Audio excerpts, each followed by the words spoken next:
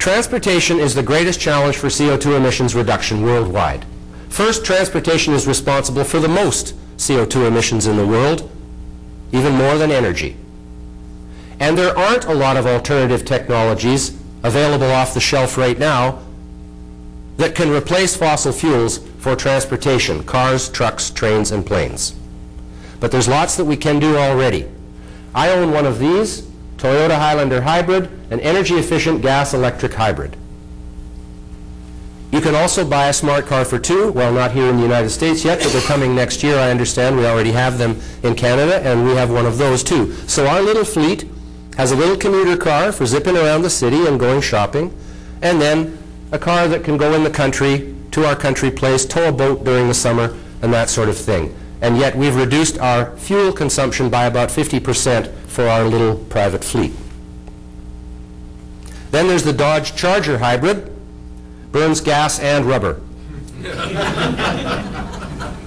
This is an actual ad from Popular Mechanics magazine.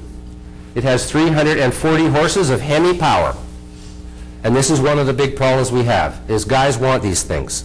And not just guys, but it's mostly a guy thing, I think. You don't need 340 horsepower to go to work and back in the morning. And yet a lot of people are buying cars with that kind of power in them to do just that. You do need 340 horsepower to tow a big boat or a trailer. And if you need to tow a big boat or a trailer, you need to get a vehicle that'll do that. But you can be sure there's no tow hitch on the back of this thing.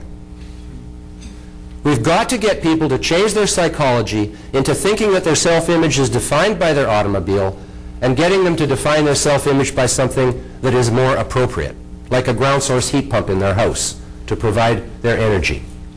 Come and see my ground source heat pump. I'm very proud of it. You know, that sort of thing.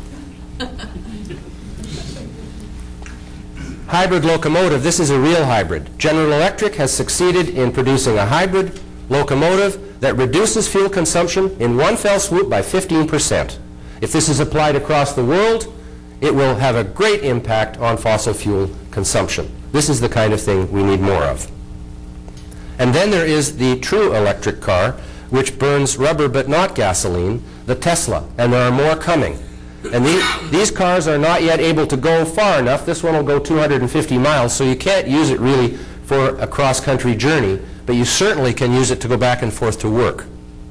It's available. Go to the website. You'll find it'll cost you $92,000 to get one of these, but that's the same kind of price that a Porsche, high-end Porsche, is going to cost you, or a high-end Mercedes, and so they are in competition with the fossil fuel consumption vehicles producing, and it goes not only that, it goes 0 to 60 in 4 seconds. I mean, it is right in there with the high-end Porsche in terms of performance. At the same time, it gets 135 miles per gallon equivalent.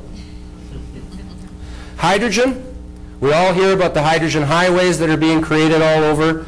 I personally don't think that hydrogen fuel cells have a big future in the near term in vehicles. I believe the plug-in hybrid will definitely come in first, and that we will hopefully be charging our batteries with renewable energy and nuclear energy at night when it isn't needed on the grid, and that way we get the fossil fuels out of our private automobiles.